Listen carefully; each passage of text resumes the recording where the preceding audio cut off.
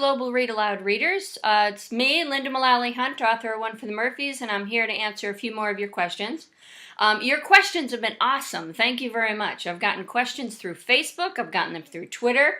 I've gotten emails. I've gotten, and then you've left them on the blog as well. So that's really great. So what I've done is I've looked through all those questions, and I've tried to find questions that were repeated by multiple classes or multiple kids. So for this video, I'm going to just handle a couple of the lighthearted ones. So the first question I'll address is basketball. Some of you have asked me why I chose basketball as Carley's sport, and the reason is that I love basketball. I've been going to basketball games for years up at the University of Connecticut. I was actually a student there, and I was actually on a basketball team at UConn, but don't be too impressed because it wasn't the basketball team at UConn that's won all these national championships. I was actually on a basketball team in the dorm, which meant that we could get in and practice and have our games after the real players were done. So we would have our practices and games between midnight and like 3 in the morning. But you know, it was a lot of fun. It was a lot of fun. We'd go up there, we'd like be doing homework all night, and then it'd be like midnight, and we put on our sweatpants and stuff and go up and play ball. So I love basketball. In fact, we have a basketball hoop here in the yard, and you know, I'm out there, you know, fairly often and play with my son. He actually plays basketball. He's in high school. He plays basketball. So that's the answer to your first question. Let's see. I took a couple of notes here. Let's see. Another question that you had, some of you had, was where Mr. Longneck came from. And I was delighted when I saw this cover, because this Mr. Longneck looks a lot like the real Mr. Longneck. Here he is, the first time he's ever made an appearance in public. He's a little nervous. Okay, so here he is. That's Mr. Longneck. And where Mr. Longneck came from, originally, he's been around my house for a very long time. I told you my son is in high school, but this is him when he was 3 years old. And when he was 3 years old, he loved Mr. Longneck. He carried this around the house all the time. He actually received Mr. Longneck when he was, you know, just speaking in just single words. And I don't know, he named him Mr. Longneck when he was really, really little, and he carried him around everywhere. So that's where Mr. Longneck came from. Say Mr. Longneck.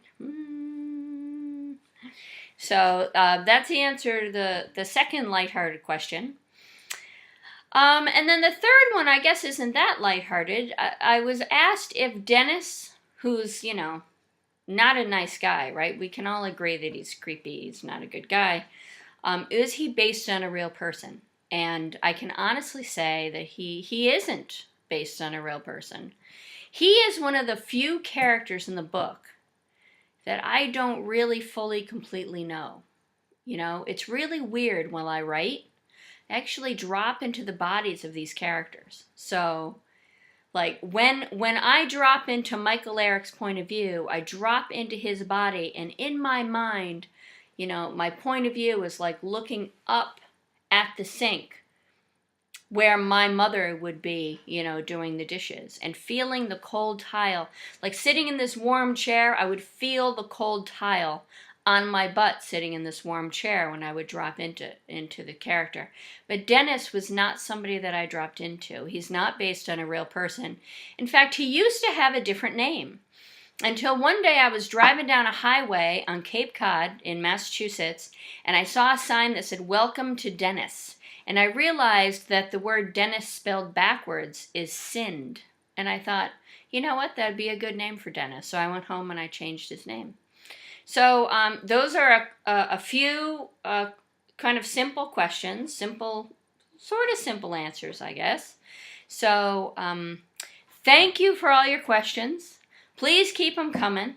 I know that I've gotten a little behind because I've been out and about, and actually I'm very rarely around Wi-Fi these days, so I can be on my phone, but I can't be on my computer. So I'm going to make up for lost time, and I'm going to answer a whole lot of questions for you tonight.